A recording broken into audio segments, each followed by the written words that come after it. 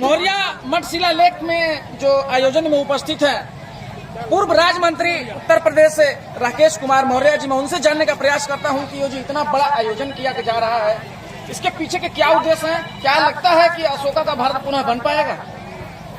जहाँ तक सवाल है कि अशोका का भारत बनाने की, तो ये मुझसे आपने पूछा, अच्छी बात है, लेकिन आयोजन समिति द्वारा आयोजन किया गया तो उनसे भी पूछ लेना चाहिए। जी मैं बात करूंगा उनसे। तो मुझसे जानना चाहते हैं तो मैं तो आज भी कह रहा हूँ 100% बन जाएगा। सिर्फ हमारे लोग सुधर जाए तो बनाने में 3 इलेक्शन चाहिए मुझे। उनको सुधारने के लिए कौन कौन सी नीतियां अपनानी चाहिए? सीलों का पालन करना है, सील का पालन करने, झूठ बोलना बंद कर दे, नैतिकता का पालन कर दे, हो गया। आज का युवा समाज जो है लगभग 50 यूँ कह लीजिए कि 90% युवा केवल मोबाइल में लगा रहता है, उनको इतिहास से कोई मतलब नहीं होता है। तो जैसा कि हमारे महापुरुषों ने बोला है, मतलब बहुजन समाज के, कि जो कौम अपना इतिहास नहीं जानेगी वो इतिहास क्या बदल सकती, अपने आप को भी नहीं बदल सकता। कहाँ तक सच है? दुनिया के सबसे महान क्रांतिकारी मार्क्स ने कहा है कि parliamentary government is the management committee of bourgeois class.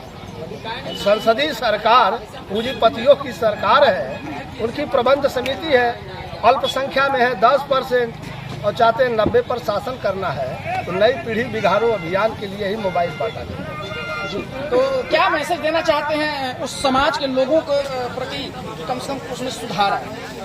जिस नर को अपनी अस्मिता का ज्ञान नहीं है, जिसे अपने पूर्वजों की हैसियत और हस्ती की पहचान नहीं, अधिकारने के योग्य भी नहीं राके, वह तो सिर्फ जिंदा लाश है।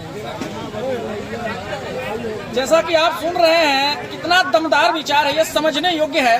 मैं पुनः दोबारा क्वेश्चन करना चाहता हूं सर से कि सर जो इस पिछड़ा इलाका, हमारे समझ से मतलब एकदम पिछड़ा इलाका जहाँ कोई भी व्यवस्था नहीं है, उसके बावजूद इतना शानदार कार्यक्रम लगाया जा रहा है, कहीं न कहीं यदि इस व्यवस्था में कुछ सुधार लाया जाए तो कैसा रहेगा?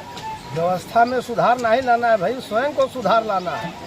यही पक्ष को आओ और देखो, अगर हम अपने में सील का पालन करें तो अपने आप तो पूरा देश बदल जाएगा। जब बदल जाएगा तो बेईमान और भ्रष्ट निकम्मे लोगों को कोई वोट देगा?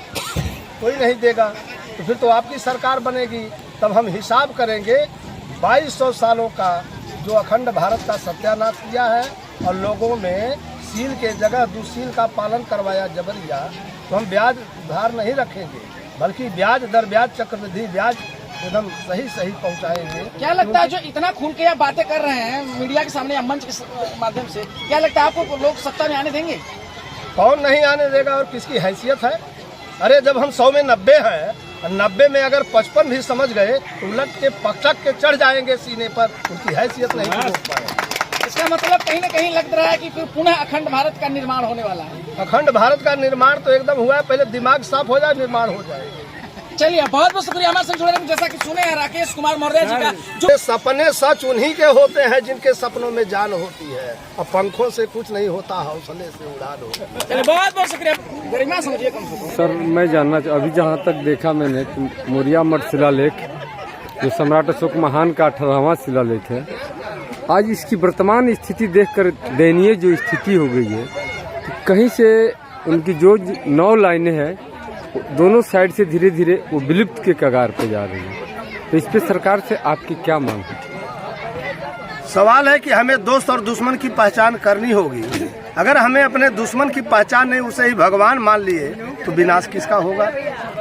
किसी कौम को गुलाम बनाना है तो उसका भाषा और इतिहास दोनों मिटा दो।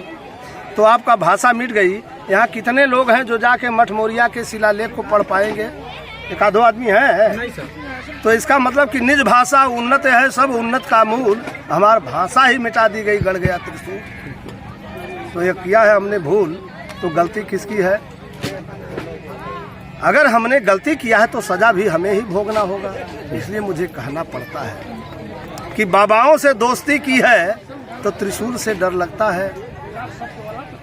बाबाओं से दोस्ती की है तो त्रिशूल से डर लगता है, अब भेड़ियों से दोस्ती की है तो भूख से डर लगता है। अरे हाथ से गुजर रहे ऐसे चमन के अंदर कि डर कांटों से नहीं, डर फूलों से लगता है। ये भूल हमने किया है जो भज मंडली को सर पर बैठाया। आज खाली मेरी कौम सुधर जाए, वल्ली मौर्या की बात कर रहा हूँ। भाजपा को मिट्टी में मिलाते हमें 2025 का इलेक्शन, 27 का इलेक्शन असेंबली, यूपी बिहार और पार्लियामेंट तो ऐसे पटकूंगा कि मोदी अपनी नानी के जमाने की बात याद करेंगे, होश ठिकाने लगा दूंगा। लेकिन हमें एक्शन, रिएक्शन, काउंटर एक्शन करने का मौका तो मिले। मैं भी 35 साल से इंतजार कर रहा हूँ, ऐसी बात के लिए इंतजार कर रहा हूँ। मैं बहुत कुछ जानता हूँ अपने साथियों के दाव पेच को, इसलिए मुझे इतना ही कहना है कि इन बिगड़े ख्यालों में भरे खुशियों के लक्ष्य हैं, इन बिगड़े ख्यालों में भरे खुशियों के लक्ष्य हैं, हमें पागल ही रहने दो, हम पागल ही। सर आज हिंदू राज्य का बात चल रहा है कि हिंदू राष्ट्र बनाएंगे, तो कौन राष्ट्र चल रहा है इस समय? अब देखिए, व्यवहार में तो हिंदू राष्ट्र है, संवैधानिक प्रावधान के अनुसार बौद्ध राष्ट्र है। बौद्ध राष्ट्र बनाने की जिम्मेदारी जिनके कंधों पर है वो नालायक हैं, पीढ़ी दर पीढ़ी नालायक बने रहने में अपनी भलाई समझते हैं। लायक बनने में मेहनत करना है भाई। तो हम तो देखिए नालायक से लायक बनने के प्रयास में लगे। अब जिनको नालायक बन के रहना हो लगे रहे, उन्हें हमें कुछ नहीं। ठीक, तो अगली बात इतने कहना है हमारे नालायक लोगों के लिए कि क्या यूं ही सब बर्बाद करोगे? क्या यूं ही सब बर्बाद करोगे या दुश्मन का दिल साध करोगे? जब नहीं रहेगा चाहने वाला फिर किसको तुम याद करोगे?